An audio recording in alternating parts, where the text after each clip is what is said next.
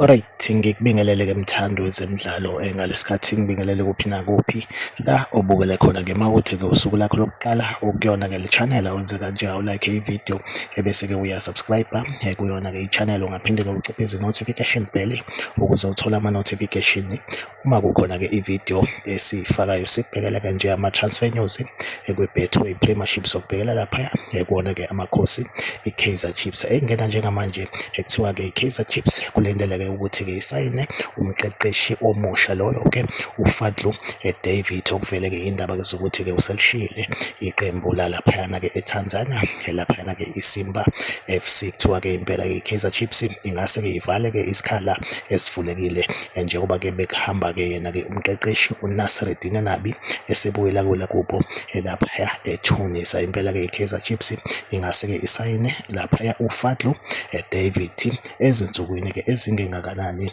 ezizayo-ke. Iyona update engiyiphethe-ke njengamanje. Like ividiyo, usubscribe kuyona-ke i-channel, mina nawe asihlangabezana kwividiyo elandelayo. Nisale kahle.